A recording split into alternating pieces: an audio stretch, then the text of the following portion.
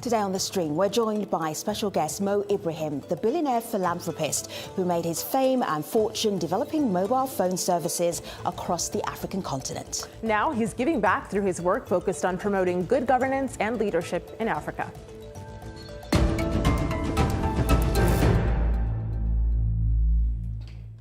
Joining us from London, Mo Ibrahim is the founder of the Mo Ibrahim Foundation and the Mo Ibrahim Prize, the world's largest prize awarded for excellence to a departing African leader. His foundation also puts together an ambitious one-of-a-kind index on African governance, and that was released today. And Ibrahim has called it a mirror to record exactly what is happening on the continent. Mo, it's great to have you on The Stream. When I think of African governance, good governance, I think about you. When I hear your name, I think about good African governance. But when you were a young man, what was it that you wanted to do? What was your ambition? I loved sciences. I'm an engineer by training, and I really wanted to be a scientist. And my role model was people like Einstein, and that's the thing really I wanted to do. I have no inclination to be a businessman or to be a philanthropist. Well, I was too poor anyway to try to be a philanthropist. I have a picture here, and this is you picking up an honorary university degree at Bradford University, and it's with your old professor, John Gardiner. What kind of student were you? Were you a diligent student? Yes, I think I was reasonable. I was usually top of my class. My mother always installed in us the importance of education. That is a way forward for us, a way out of poverty. And it was very important for us to study. I was always a good student. So from there, of course, to your foundation, we got this tweet from Abdul Wahab saying, what motivated you to start your foundation, which of course is one of the things you are known for now. What was the impetus behind that? I'm a Nubian. Nubian is an old race, comes from the area north of Sudan, south of Egypt, and we lived there for thousands of years. Social cohesion, caring for the community is part of our culture. I was lucky. I was a boy who made it good. Never expected to be a rich man. And once you make some money, then what is the point? What you going to do with that? I really wanted to give it back, and to give it back in a meaningful way. It's, food for children, tents, milk powder, medicine. That's all wonderful, and I love the people doing that. But I thought if I can find a way to help stop really people being poor, being needy, to deal with the really root of the problem instead of the symptoms, because there is no need for Africans to be poor, because the continent is rich and there's not many African people. So we need to find the root. Why are we poor? And the answer I came up with is because misrule. We're badly governed. And if we can improve the governance, then we can move forward. That's why I'm trying to focus all my work in the area of governance to really ensure that we have a better future for our children. Mo, I asked our online audience, serious question here. What makes a good African leader? I want to share with you some of their responses. Dele says, a good African leader has a clear vision and is goal-orientated. The leader must be honest and worthy of trust. He goes on to say he shuns corruption, doesn't undermine constitutional and fundamental rights of the governed. This we do not have. Let me show you another one here. Al Mansour says the leader must love his people. Sadly, most African leaders don't. And then Sammy, these are his qualifications: transparent and brave. These values disappear from our world. A leader such as Mandela, they're now only stories. What do you make of that? There's this hope, but also this reality. Listen, I mean, that's not fair. We have some wonderful leaders for Africa. In Africa, I mean, look, Femi, the problem is that we have a few bad apples who make the news. You ask everybody, do you know Mobutu? Say, yeah, yeah, yeah, we know Mobutu. We know Idi Amin. We know, but anybody knows Festus Mogai? Anybody knows Masiri? Anybody knows Chisano, Pohama? There's a lot of wonderful leaders, but the media doesn't talk about them. I mean, I can tell you wonderful stories about many of those leaders, who many of them won our awards, and unfortunately, we African people even don't know our heroes, and that is really unfortunate. And while I love that you are keeping it positive here, I kind of hate to be the bearer of bad news, because one of the things that our community brings up time and time again is, yes, there are good leaders, but there's also endemic corruption. Of course, corruption happens all around the world and it takes different forms, different names. But this is one of the things people tweeted at us about challenges to good governance. Robert says corruption is the order of the day in Uganda. Anam says corruption, systemic rot, bribery, rife in Africa, Nigeria particularly. And one other person, Sarki, says corruption, corruption, corruption when we asked about the challenges of governance. Now, I know that when you launched your mobile communications company that would eventually become CellTel, you were pretty adamant about keeping things transparent, keeping corruption and bribery out of the dealings. How did you do that? It was simple. I mean, first we had a wonderful board, and we insisted that all my key shareholders should be in the board. Fortunately, I had investors from the IFC, the International Financial Corporation, the World Bank, CDC, which is really British government, OPEC, which is the American government, the German Development Agency, which is German government, FMO, which is Dutch government. Yes, admittedly, they were small shareholders, 3%, 4%, 5%, but I insisted to have all those people on the board. So we had a board which has really a lot of powerful players. And we took a resolution that any chief executive running any of our companies in Africa who cannot dispense more than $30,000. Any larger sums had the approval of the board. So nobody can go to the CEO and say, give me a couple of millions, I have an election here. You say, sure, I write to the board. But that board is, nobody would try to write to that kind of board asking for bribery. And to be honest, very few people ask for bribery. And once people know that you don't pay bribes, nobody bothers you. And we have always to remember that bribery is like adultery. It takes two to commit that. So business also is responsible for bribery. And we always complain about this issue. Look, we take bribery serious, and we hold our officials in Africa accountable, and we keep talking about it and expose it. But what about the business people who are involved in that? Do you know that all European countries only delegitimized or criminalized corruption around the year 2000, only 17 years. Before that, corruption and bribery was legitimate. Actually, it was tax deductible. Same guys lecturing Africans about bribery were letting their business people bribe our leaders and actually give them tax incentives also to do it. Right. 2000 people made it a crime. So then we asked the question, when's the last time we heard that Germany or France or Denmark or Sweden or indeed Britain did take any businessman to court over bribery in Africa?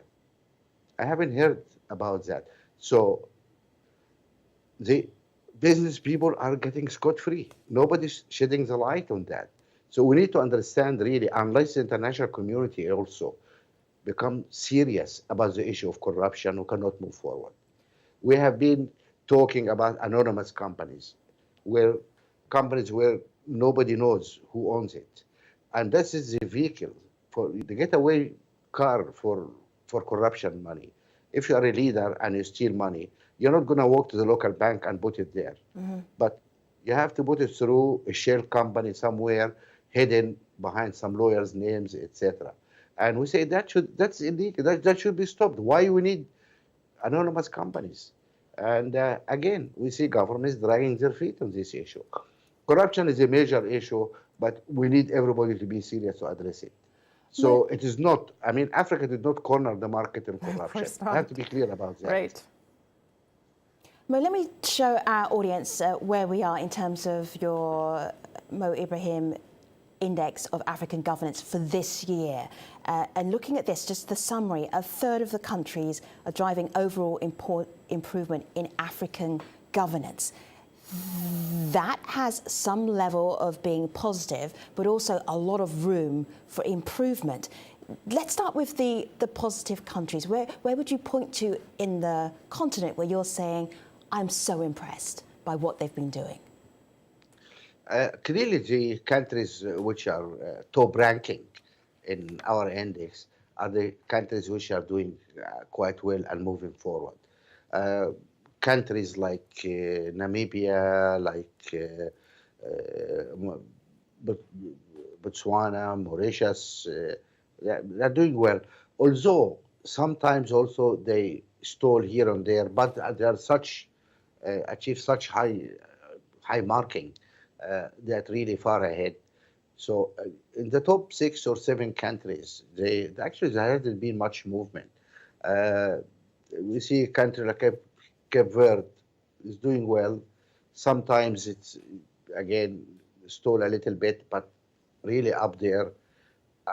We have a number of really good countries which are delivering services to people, doing the right thing. Then we have, of course, a small group of countries which are down there and have been down there for a long time.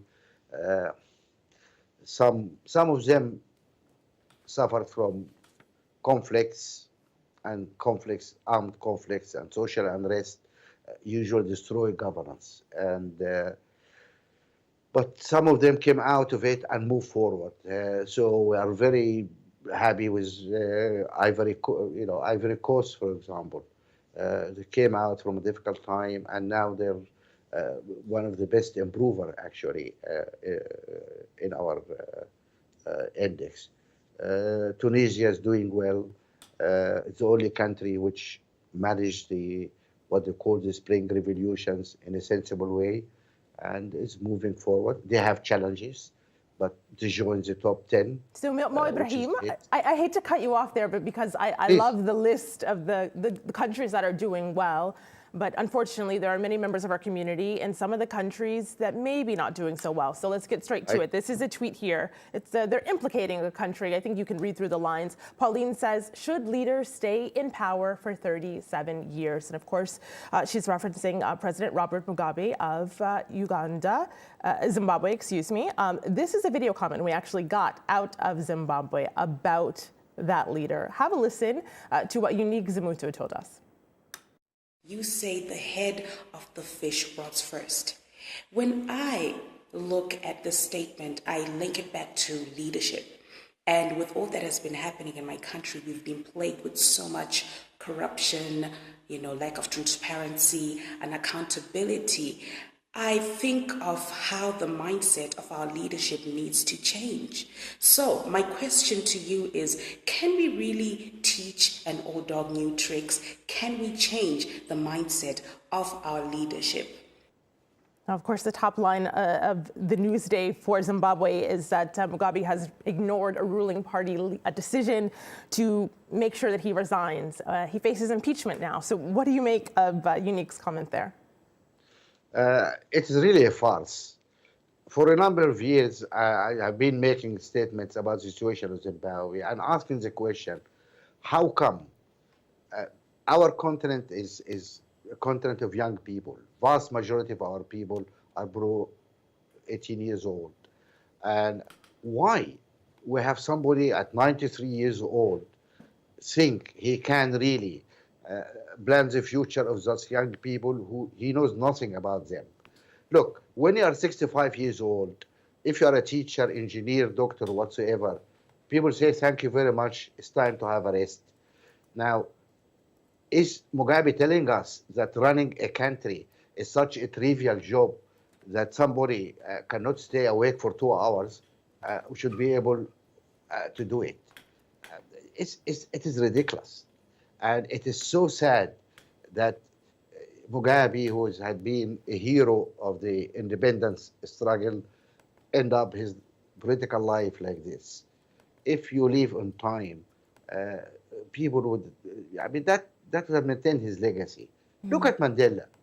He came out of prison, served just one term. He did not even stay for a second term and say, okay, guys, goodbye, get somebody younger to do it. This is leadership. Let me just show you something. This is from this year's index. It's about human development. And for the legend, anywhere that's green is showing improvement. Dark green, a lot of improvement. The pink areas are areas for concern. But I'm just thinking in terms of human resources on the African continent. It's young people that are so important. So this is a pretty good score for the continent, 56.1 out of 100. Why do you focus so much on the youth of the continent? Because you feel that they are critical to how it goes forward.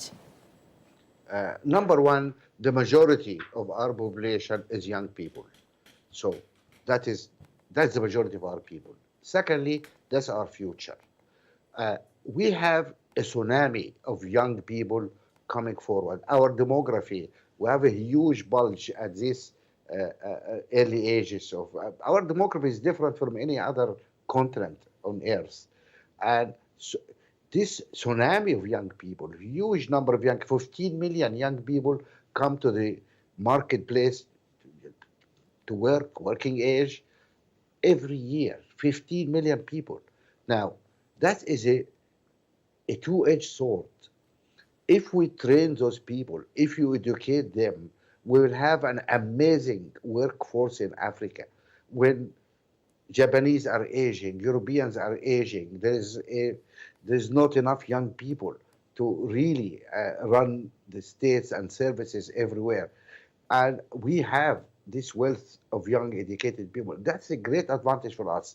But if we failed to train, offer skills to these young people, what will happen? We'll end up with millions and millions of young people, frustrated, jobless, desperate. What's they gonna do? They're gonna die in the Sahara, trekking the Sahara. They're gonna die in the Mediterranean, trying to cross to a better life. Or they're gonna pick up arms to join a terrorist group, and at least they get paid doing that, and they pretend they have some kind of dignity or a mission, carrying their machine guns. This is the crucial issue for us. Our future in Africa depends on what we're gonna do with our young people. It's gonna this way or it's gonna go that way. So we really have to understand that.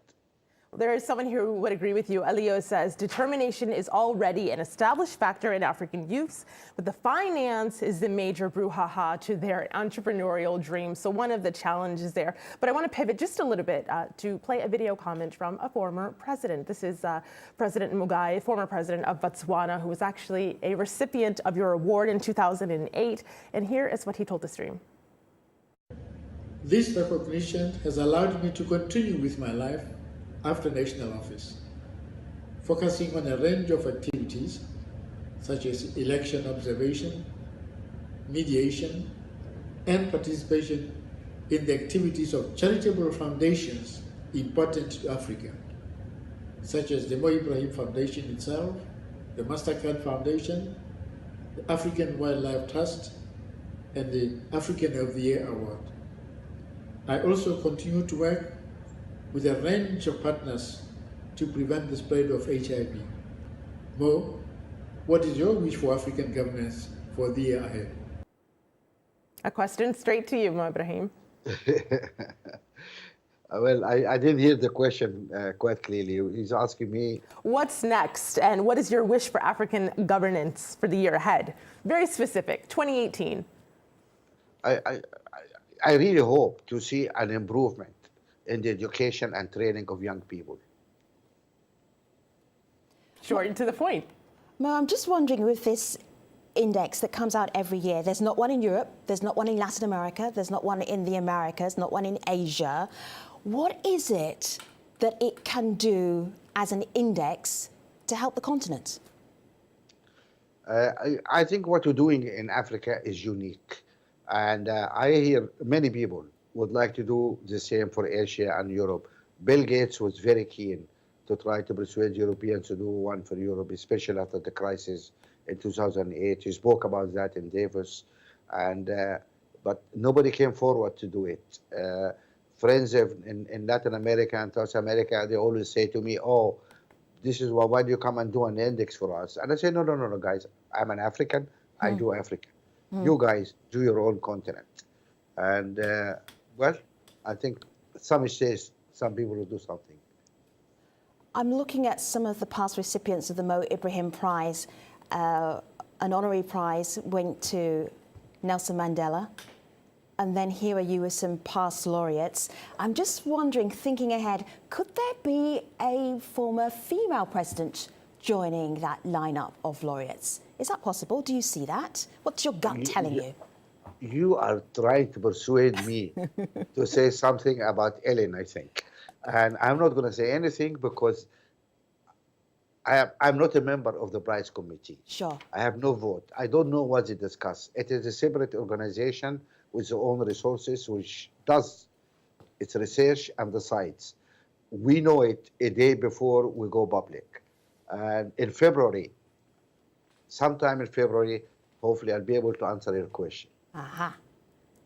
We have time for just one more video comment, and this is out of Khartoum. Have a listen to Shwagi.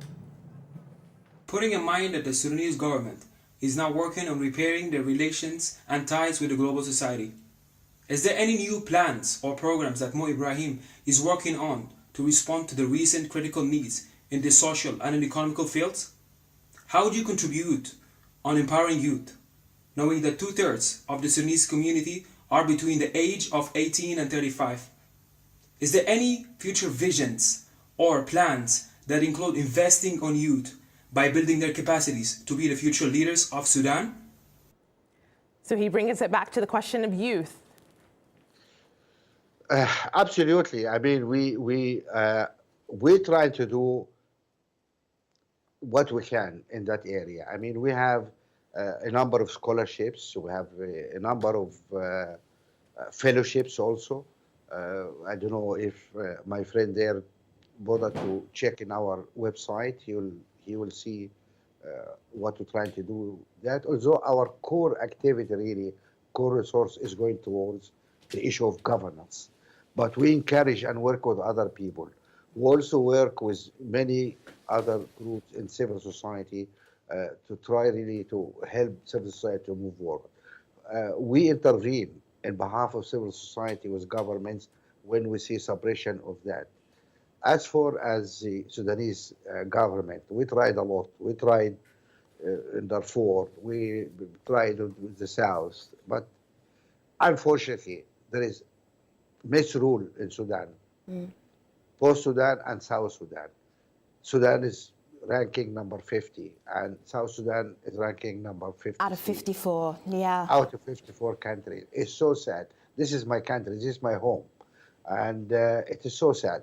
But again, we have the same kind of government controlled by one party and one leader. So Mo Ibrahim, we're right at the end of the show. It's been such a pleasure talking to you. I know there are two phrases that you don't particularly like about Africa. Africa basket case, Africa rising. Give us an alternative way to think of the African continent in a pithy sentence. Africa realism. Thank you very much. Mo Ibrahim, it's been a pleasure having you here on the stream. Our conversation continues always online. #AJStream. See you soon.